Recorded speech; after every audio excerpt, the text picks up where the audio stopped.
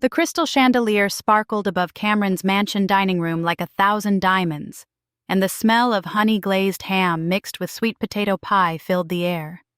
I stood there in my best church dress, the navy blue one with the pearl buttons that I'd worn to every special occasion for the past 5 years.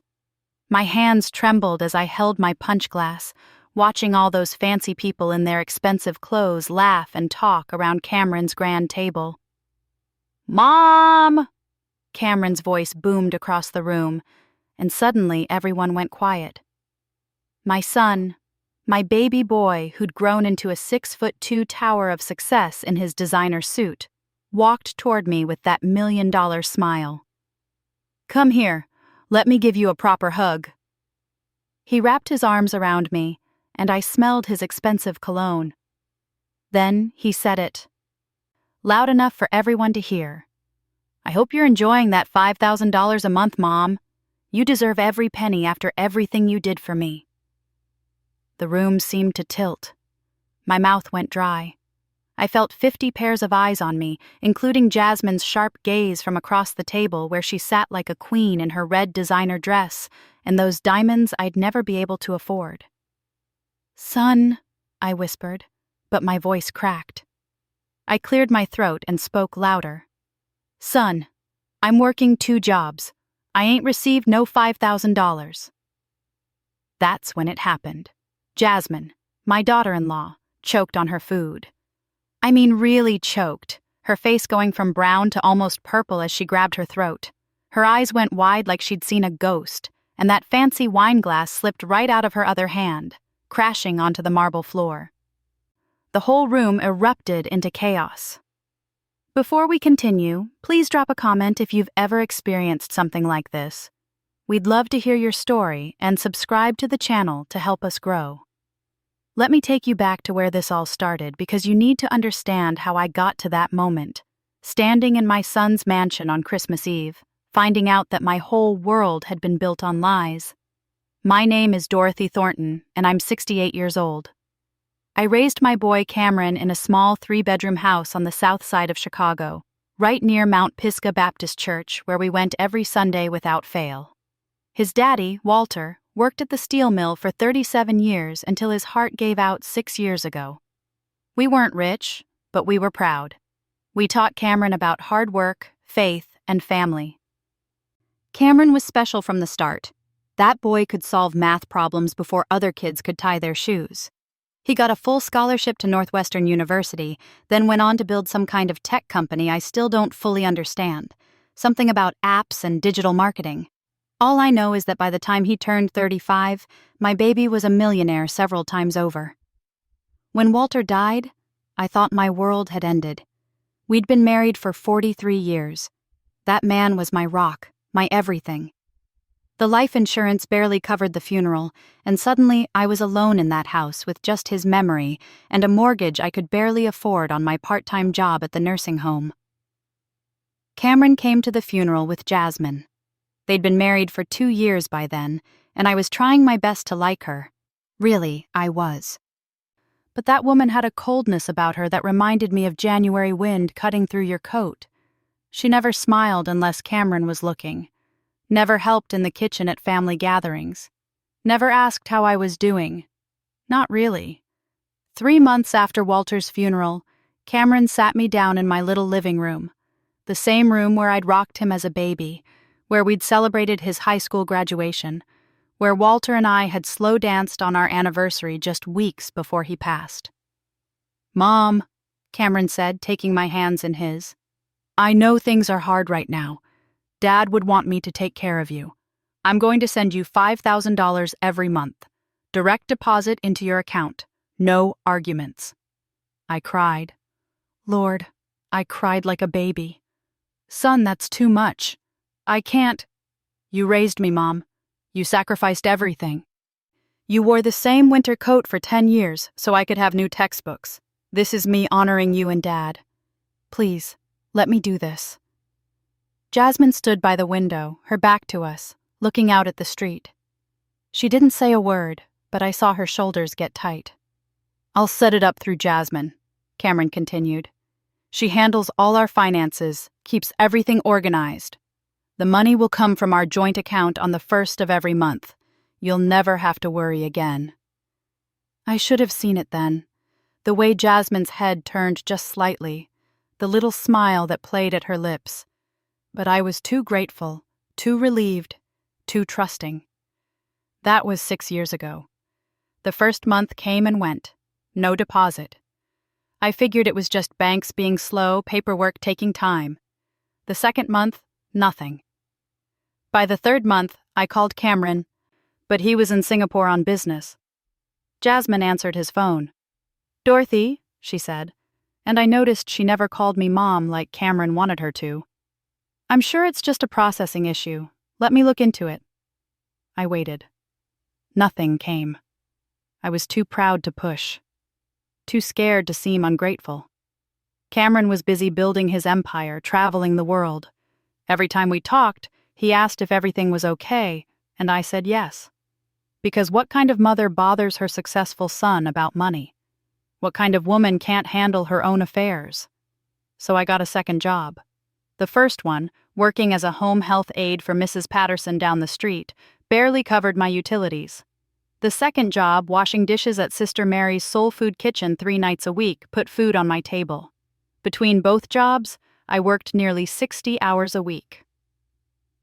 My knees started aching something terrible. My back hurt so bad some mornings I could barely get out of bed. But I kept going. I had to. The mortgage didn't care about my pain. The electric company didn't care that I was tired. I stopped going to Wednesday night Bible study because I was too exhausted. Stopped hosting Sunday dinners because I couldn't afford to feed everyone. My friends from church started noticing I'd lost weight, that my clothes hung looser, that I wore the same 3 outfits on rotation. Sister Gloria, who'd known me for 40 years, pulled me aside one Sunday after service. "Dottie," she said, using my childhood nickname, "you don't look well. What's going on?" "Just tired," I told her. "Getting older, you know." But Sister Gloria wasn't fooled. She'd raised 5 kids of her own, worked 3 jobs at one point. She knew struggle when she saw it. "Your boy's rich," she said quietly. "Why you working yourself to death?" I didn't have an answer for her. How could I explain the pride, the fear, the shame of admitting that maybe, just maybe, something was wrong? Meanwhile, Cameron's life got bigger and bigger. I saw it on Facebook, because even though I barely had money for groceries, I kept that phone plan so I could see pictures of my grandbabies. 7-year-old Zion and 5-year-old Amara, beautiful children I barely got to see because Jasmine always had some excuse why they couldn't visit Grandma's neighborhood. I saw photos of their new mansion in the suburbs, the vacation to Dubai, the matching Mercedes in the driveway. Jasmine's designer bags and shoes in every post, always tagged with expensive brand names I couldn't even pronounce. And every few months Cameron would call, his voice warm and happy. "How you doing, Ma? Everything okay? You getting that money all right?" And I'd lie. "Yes, baby. Everything's fine. Thank you so much." Because what else could I say? That I thought his wife was stealing from me? That I didn't want to cause problems in his marriage? That I was scared he'd think I was a burden, ungrateful, money-hungry? Last winter was the worst. January in Chicago hit different when you're trying to keep the heat at 62 degrees to save money. I got pneumonia, spent 5 days in the hospital. The bills piled up like snow in a blizzard. Sister Gloria and some ladies from church brought me food when I got home. They saw my empty refrigerator. They saw the pile of past due notices on my kitchen table. They saw the space heater I was using because I'd turned the thermostat down so low. "Dorothy May Thornton," Sister Gloria said, using my full name like my mama used to when I was in trouble. "You're going to tell that boy the truth, or I will." "No," I begged her. "Please. He's got his own life, his own family. I can't be a problem for him." "Baby," she said, sitting beside me on my worn-out couch, "you're not a problem.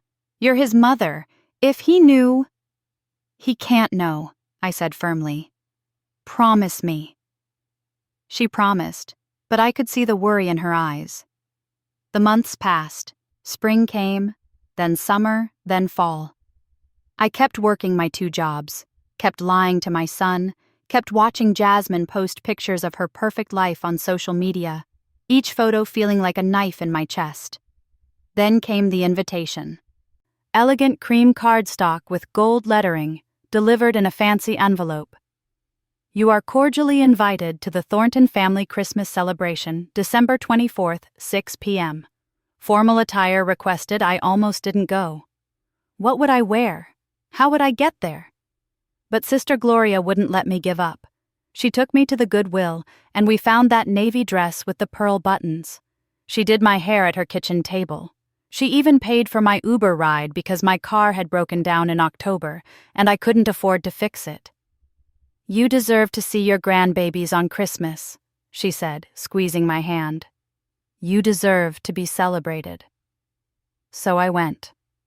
I walked into that mansion with its marble floors and crystal chandeliers, surrounded by Cameron's business partners and Jasmine's friends, feeling like a stranger in my own son's life.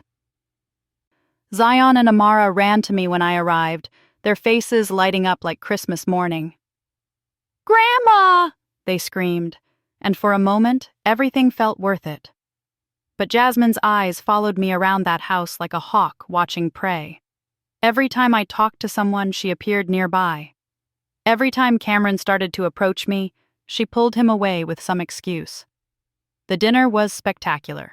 Ham and turkey and mac and cheese and collard greens and cornbread and sweet potato pie.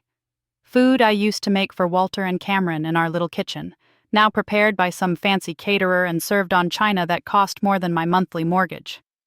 I ate slowly, savoring every bite, knowing it might be the only real meal I'd have that week.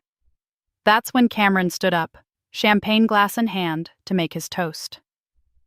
"I want to thank everyone for coming tonight," he said, his voice proud and strong. "This year has been incredible. The company hit $50 million in revenue. We expanded to 3 new markets. But none of it would have been possible without the foundation my parents gave me."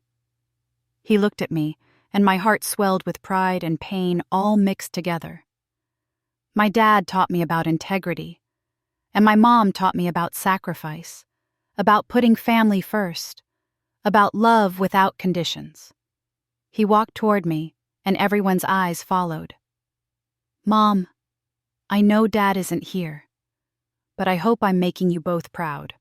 I hope that $5,000 every month shows you even a fraction of what you mean to me." That's when he hugged me. That's when he said those words. That's when my world cracked wide open. "Son, I'm working 2 jobs. I ain't received no $5,000. The silence that followed was deafening. Then Jasmine choked. People rushed to help her, slapping her back, offering water. But I saw the truth in her eyes when she finally caught her breath. I saw the panic, the calculation, the desperate search for a way out. Cameron's face went from confused to shocked to angry in the space of a heartbeat. "What do you mean you haven't received it? Jasmine's been transferring it every month for 6 years. Jasmine stood up, dabbing her mouth with a napkin, her hand shaking slightly. "Cameron, honey, there must be some mistake. I've been—" "Show me," Cameron said, his voice cold in a way I'd never heard before. "Show me the transfers right now." "Cameron, we have guests. Can we discuss this later?" "Show me!" His roar made everyone jump. Zion started crying. Amara grabbed my leg. Jasmine's face went from fake concern to pure rage in 1 second. And that's when I knew. That's when everyone knew. "Fine," she hissed. "You want to know the truth? That money was mine too, from our account. Your mother doesn't need it anyway. Look at her." She pointed at me like I was trash on the street. "She's fine. She's managing. Meanwhile, I'm the one who built this life with you. I'm the one who entertained your boring clients. I'm the one who—" "You stole from my mother?" Cameron's voice cracked with emotion. "For 6 years?" "It wasn't stealing. It was our money, and I decided—" "You decided?" Cameron's laugh was harsh and broken. You decided to let my mother work herself to death while you bought another Birkin bag? The room exploded in whispers. Someone said, "Oh my God." Someone else said, "Call the police." But I just stood there, frozen, watching my family fall apart in front of 50 witnesses. Watching my son's face break as he realized what his wife had done. Watching my grandbabies cry because they didn't understand why Mommy and Daddy were yelling. Jasmine's eyes met mine across that beautiful dining room, and what I saw there wasn't guilt or shame. It was pure hatred, like I'd ruined her life by telling the truth. "Get out," Cameron said to her, his voice shaking. "Get out of my house." "Your house?" Jasmine laughed, a sharp, cruel sound. "I think you mean our house, sweetheart. Community property, remember? You can't just throw me out, and if you try—" She paused, her lips curling into a smile that made my blood run cold. "You'll never see your children again." She grabbed Zion and Amara's hands and walked toward the door, her heels clicking on that marble floor. At the doorway, she turned back, looking straight at me. "This isn't over, old woman. You just made the biggest mistake of your life." And then she was gone. My grandbabies crying as she dragged them away, leaving behind a room full of shocked guests and one son who finally knew the truth. Cameron sank into a chair, his head in his hands, and I stood there, wondering what I'd just unleashed, and if the truth had been worth the price we were all about to pay. The guests left in a hurry after Jasmine stormed out. Nobody wanted to be part of whatever was coming next. I stood in that empty mansion, surrounded by half-eaten food and abandoned champagne glasses, watching my son pace back and forth like a caged animal. 6 years, he kept saying. 6 years, Mom. 6 years. Cameron, baby, it's okay. It's not okay. He stopped, looked at me with tears streaming down his face. You've been working 2 jobs? At your age? With your knees? Oh God, Mom, why didn't you tell me? I sank into one of those fancy chairs, suddenly feeling every single one of my 68 years. I didn't want to cause trouble in your marriage. I thought maybe I was wrong. Maybe the banks made a mistake. Maybe my wife was a thief? Cameron's voice broke. I'm calling my lawyer. Right now. Tonight. He pulled out his phone, and I heard him talking fast and angry to someone named Vincent. Words like fraud and embezzlement and custody floated around the room. I felt dizzy. When he hung up, he came and knelt beside my chair, taking my wrinkled hands in his. Mom, I'm so sorry. I trusted her with everything. Our accounts, our finances, our family, and she... His voice cracked again. How bad is it? Tell me the truth. All of it. So I did. I told him about the 2 jobs, the pneumonia, the past due bills, the broken car, the space heater. I told him about eating 1 meal a day some weeks, about Sister Gloria and the church ladies bringing me food, about lying to him on the phone because I loved him too much to burden him. By the time I finished, Cameron was sobbing. My strong, successful son was crying like he did when he was 5 and fell off his bike. I should have known. I should have checked. I should have... Hush now, I said, stroking his head like I used to when he was little. You trusted your wife. That's what you're supposed to do in a marriage. Not anymore, he said, his voice turning cold. Not ever again. The next morning, Cameron picked me up in his Mercedes at 6 a.m. He took me to his bank, and what I saw on those computer screens made my stomach drop. Jasmine hadn't just stolen the money he meant for me. She'd been siphoning off way more than that.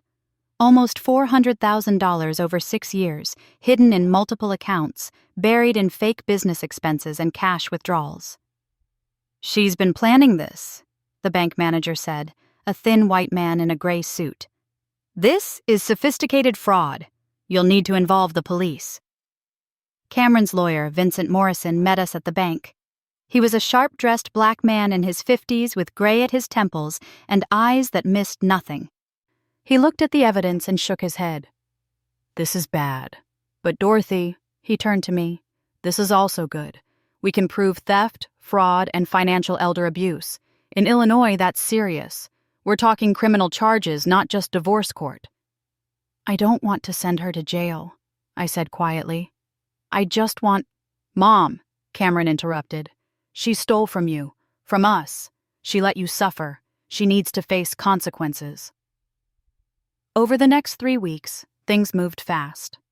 Cameron hired a private investigator who found out Jasmine had a secret condo downtown, paid for with the stolen money. She had a whole separate bank account with $300,000 in it. Money that should have taken care of me. Money that should have honored Walter's memory. But Jasmine wasn't going down easy. She hired the most expensive divorce lawyer in Chicago, some shark named Richard Blackwell, who wore suits that cost more than my mortgage. And she kept the kids away from Cameron, claiming he was emotionally unstable and potentially dangerous. My son barely ate, barely slept. He'd call me 3 times a day, asking if I was okay, if I needed anything. He paid off all my bills, fixed my car, filled my refrigerator, and wanted me to move into his mansion. But I couldn't. Not yet. Not while Jasmine's poison still hung in the air. Sister Gloria and the church ladies rallied around us. They started a prayer circle. They brought food to Cameron. They sat with me when the anxiety got too bad. Pastor Williams, who'd baptized Cameron 33 years ago, came to my house personally. "Dorothy," he said, sitting in my living room with a cup of tea, "you did the right thing. The truth always comes to light. That's God's promise." "But my grandbabies," I said, tears flowing. "They're caught in the middle. They don't understand why they can't see their daddy or me." "Justice takes time," Pastor Williams said gently. "But it comes. Have faith." The court hearing for temporary custody was in February, 2 months after that terrible Christmas. The courthouse was cold and gray, and I sat behind Cameron in the gallery, watching Jasmine walk in with her lawyer like she owned the place. She wore a cream-colored suit and pearls, looking like butter wouldn't melt in her mouth.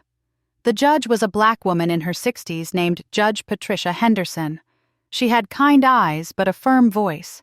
Jasmine's lawyer went first. "Your Honor, my client is a devoted mother who's protecting her children from a hostile environment. Mr. Thornton has made unfounded accusations against Mrs. Thornton, causing severe emotional distress. He's been aggressive and threatening." "Objection," Vincent stood up. "We have documentation of every communication between Mr. and Mrs. Thornton. No threats were made. What we do have is proof of systematic financial fraud and elder abuse." Judge Henderson raised her eyebrow. "Elder abuse? Explain." Vincent laid it all out. The bank records, the fake transfers, my working 2 jobs at 68 years old, the pneumonia. Everything. He even had photos that Sister Gloria had taken of my empty refrigerator and stack of bills. I watched Jasmine's face go from confident to worried to scared. "Mrs. Thornton," the judge said, "did you or did you not transfer monthly payments to your mother-in-law as your husband instructed?" Jasmine's lawyer whispered to her. She cleared her throat. "Your Honor, there were financial considerations. Yes or no, Mrs. Thornton?" "No, Your Honor, but— And did you take funds meant for her care and use them for personal expenses?"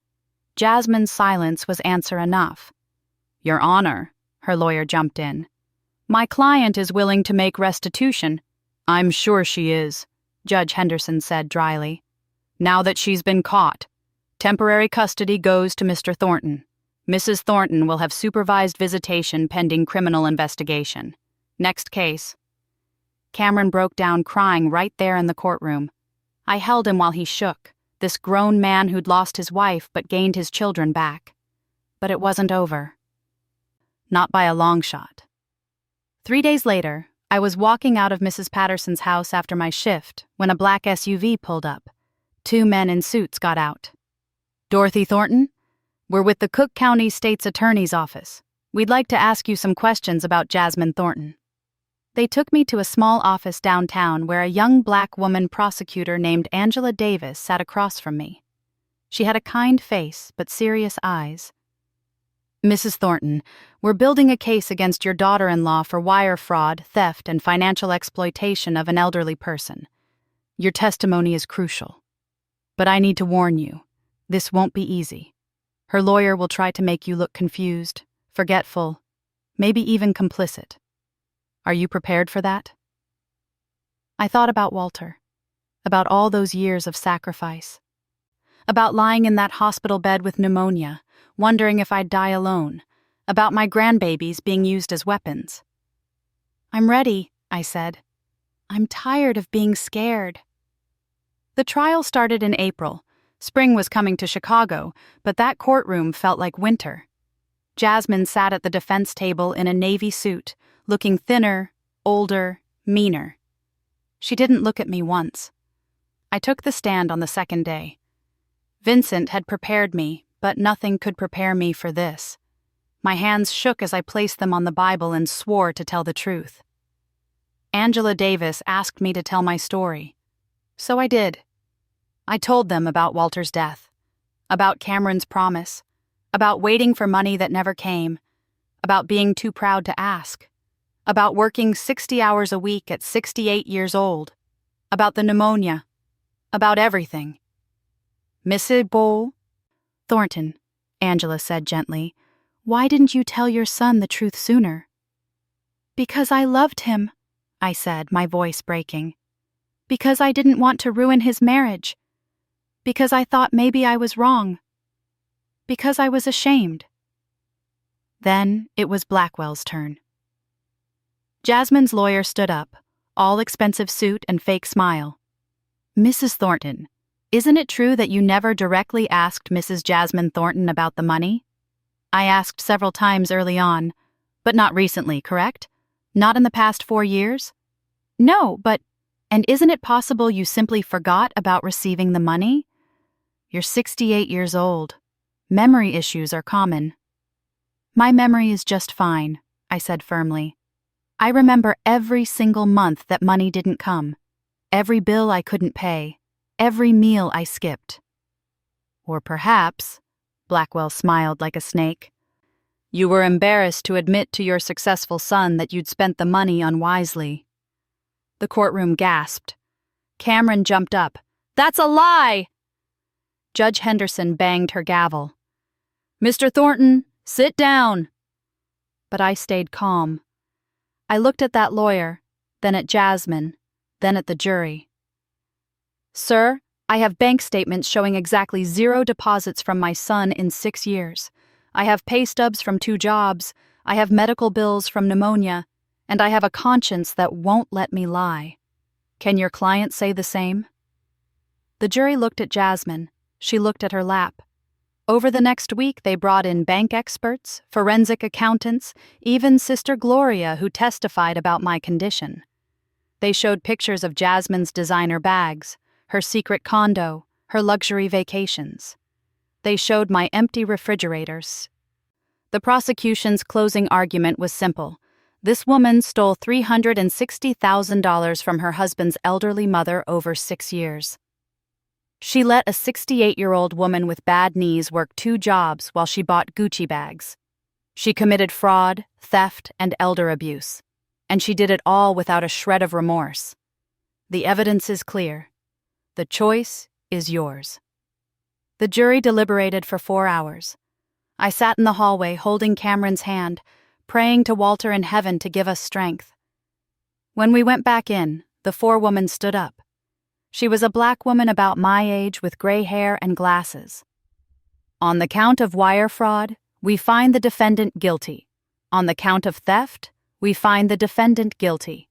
On the count of financial exploitation of an elderly person, we find the defendant guilty." Jasmine's scream echoed through the courtroom. She collapsed into her lawyer's arms, crying. But they weren't tears of remorse. They were tears of a person who'd finally been caught. Judge Henderson scheduled sentencing for 2 weeks later. "Mrs. Jasmine Thornton, you will remain in custody pending sentencing. Bailiff." I watched them put handcuffs on her, watched them lead her away, and I felt nothing. Not joy, not sadness, just tired. Cameron took me home that night.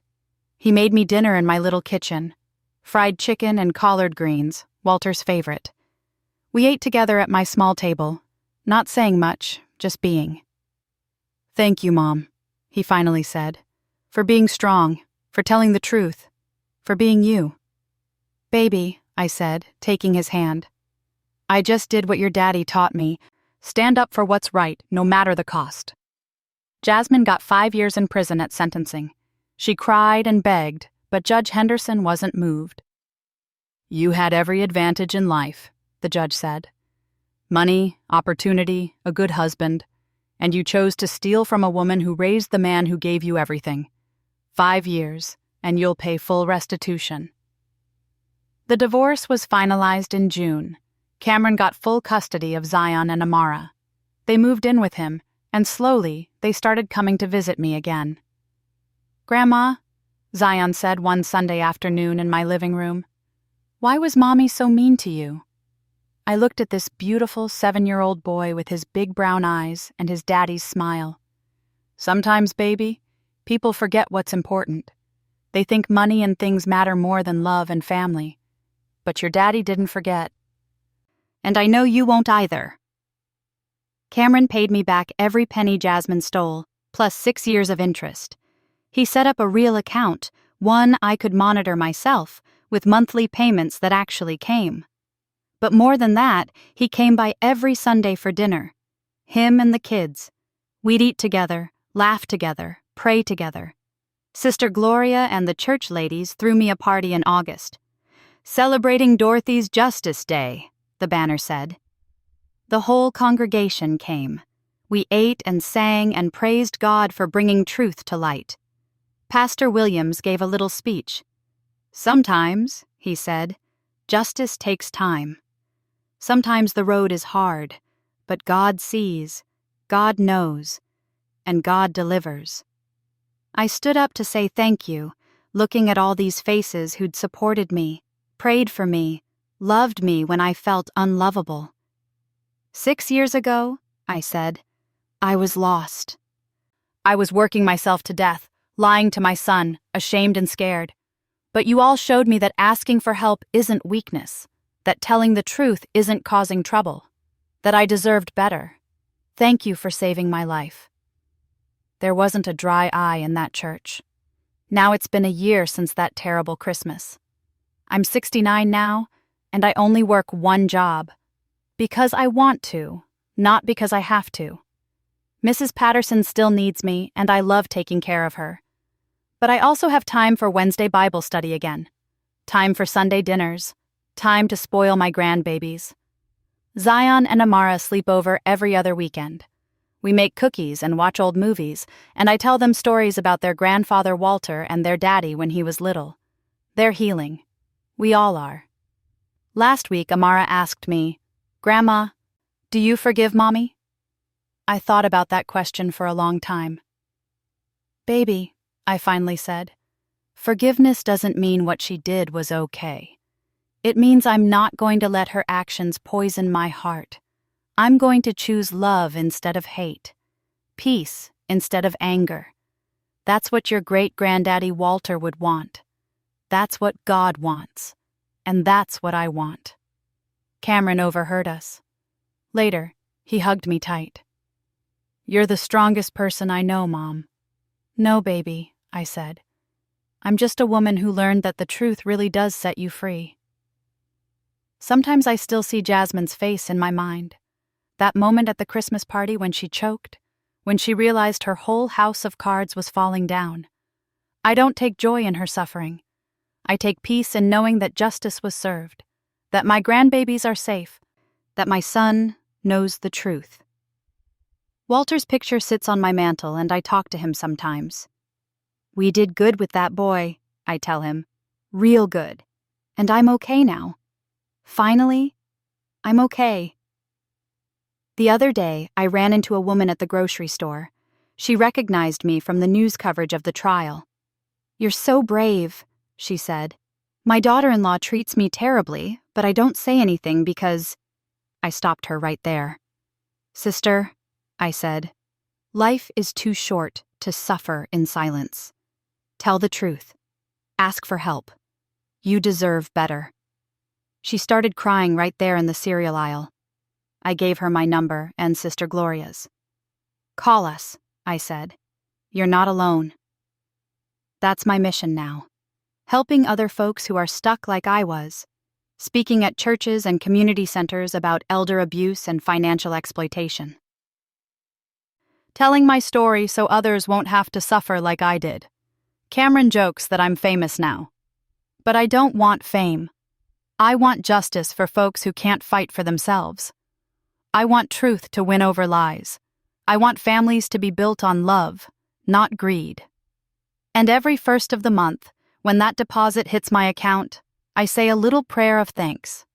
Not for the money, though it helps, but for the freedom, for the dignity, for the peace that comes from standing up and saying enough. Jasmine will be out of prison in 4 years. I don't know what will happen then, but I know I'll be okay. We'll all be okay. Because we have each other. We have truth. We have love. And that, my friends, is worth more than all the money in the world. Thanks for listening. Don't forget to subscribe and feel free to share your story in the comments. Your voice matters.